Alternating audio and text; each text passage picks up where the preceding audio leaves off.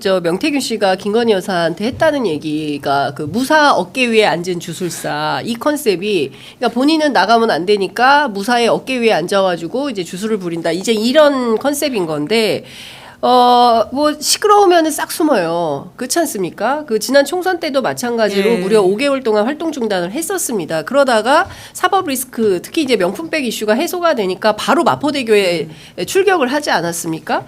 그리고 나서 도이치모터스 사건이 종결되면서 사실상 본인이 또 활동 재개를 하려고 했는데 지금 명태균 게이트가 터지면서 일을 못 하게 되는 거예요. 근데 이게 조용해지면 어떻게 되겠습니까? 어떻게 전망하세요? 이제 대통령의 해외 순방 일정들이 꽤 잡혀 있거든요. 네. 당장 다음 달에도 이제 있는 것으로 아는데 그때 또 김 여사가 어떤 식으로 이제 행보할지에 대해서는 사실 좀 의문이 남는 게 있는데. 순방은 가야 되는 거 아니에요? 가겠죠? 근데 이제 뭐 이제 그 배우자 프로그램이 같이 있는 게 아니면 또 안 갈 수도 있긴 할 텐데요. 네. 뭐 어떤 식의 결정을 심지어는 과거에는 윤석열 대통령이 혼자 안 가겠다라는 강한 의지를 밝히면서 아예 순방을 취소하기도 그렇죠. 했었잖아요. 독일 순방 이제 올해 그래서 취소했었죠. 정말 이게 뭐 어떻게 튈지 모르겠는데, 그러니까 김건희 여사 이슈 하나 가지고는 국정 운영에 전반적인 이 영향을 미친다고 하는 것이 주는 국민들에게 그 불만 혹은 스트레스라고 하는 것을 좀 대통령이 좀 심각하게 인식해야 될 텐데, 어제 나온 채널A 보도를 또 보면 추경호 원내대표가 김 여사 관련된 이야기를 대통령한테 전하면서 이런저런 말을 했다고 하는데요. 하지만 아직도 좀 이분들의 인식이 멀었다라는 생각이 드는 게, 한 중진 의원 같은 경우에는 김 여사 전화번호를 바꾸라는 제안을 했다는 거예요. 그러니까 문제 해결이 그것이 아니잖아요. 여사가 외부 인사들과 전화를 하거나 카톡을 주고받아 생긴 게 아니라 국정 운영에 개입하지 않아야 한다라고 하는 것이 핵심이고, 경우에 따라서 수사를 받아야 되는 상황인 것인데도 중진 의원들이 대통령 앞에서 하는 제안이라고 하는 게 저 좀 전화번호를 바꾸시면 어떻겠냐라고 한다는 게 좀 다들 심각하다라는 생각이 듭니다. 그 네이버에서 전화이전 다 해줘요. 그러니까 저는 인식이 상황 인식과 현실 인식이 여전히 대통령 오늘 이제 한겨레 일면 머릿 기사의 제목이 뭐냐면 어쨌든 쇄신에 귀 닫은 윤석열 대통령이다. 그러니까 윤석열 대통령은 쇄신할 뜻도 의지도 아무것도 없고 오로지 김건희 여사 업보라고 생각하고 돌을 맞더라도 이거 맞고 가겠다. 돌파하겠다는 뜻이죠. 돌파하겠다. 예, 그리고 특검법 뭐 한동훈 대표가 와서 또는 친한계가 뭐 통과될 수 있다라고 겁박해 할 테면 해봐. 나는 갈 거야. 이제 이런 태도인 거예요. 그러니까 제가 보기에는 이제 더 이상 해법은 없는데 국민의힘 주변에서는 이런 얘기가 나옵니다. 대통령실이 사실상 당과 같이 죽자는 거다.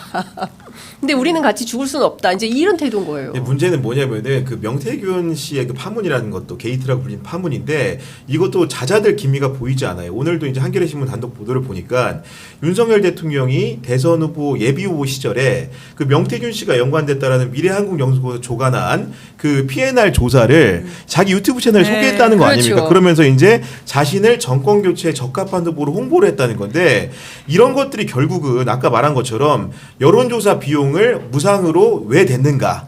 그리고 그것들이 결국은 김영선 전 의원의 공천으로 이어졌는가 논증을 하는 과정인데 이것도 주요한 지표 중에 하나가 될 수밖에 없습니다. 그렇습니다. 특정한 조사가 본인의 후보 적합성을 유리하게 설파하는데 당시에 비슷한 시기에 이루어졌던 상당수의 조사에서는 순위 관계가 다르다는 거 아닙니까? 그렇습니다. 이런 조사를 알고도 이렇게 유튜브에 활용을 했는지 어떤 조언이 명태균 씨에 있었는지 부분들이 계속 하나하나 드러나고 있기 때문에 이런 부분들이 윤석열 정부의 온전한 국정 운영을 어렵게 하는 요인으로 부상하고 있다. 네. 네. 그러니까 저는 이제 이따가 이제 그 박은정 의원님 오시면 여쭤보려고 아껴놨는데 또 이제 말씀하셔가지고 네. 전해드리면 이제 41초짜리 영상이 올라온 거예요. 근데 예. 그 영상은 누가 가장 적합한 대통령 후보냐? 그건 바로 윤석열 뭐 이러려고 한 거죠. 그러니까 그러려고 이게 데이터를 축적해서 만들었던 거 아니냐라는 의혹은 가능한 것이고 이 부분도 저는 이제 검찰 수사를 통해서 밝혀야 된다라는 생각이 좀 드는 건데요.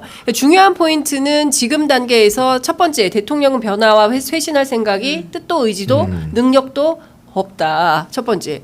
그리고 두 번째는 한동훈 대표는 그렇다면 원조 김건희 라인을 청산하고 제대로 출격해서 여당 속의 야당 역할을 할 것이냐, 할 수 있는 것이냐. 세 번째. 그렇다면 이재명 대표는 사실 지금까지 이준석 대표와 그 뭡니까 개혁신당에 대해서 특별하게 공격하지 않았어요. 왜냐하면 범야권 192석이라는 단일 대우를 쭉 네. 이제 끌고 가려고. 근데 지금 단계에서 그건 좀 불가하다고 생각해서 한동훈 대표하고 손잡고 큰 틀에서 특검의 벽을 넘을 것이냐. 이제 이 세 가지가 주요한 관전 포인트인 것 같은데 우리 김은지 기자님 어떻게 분석하십니까? 예, 마지막 부분이 결국은 가장 이제 티핑 포인트가 될 것으로 보이는데요. 사실 예.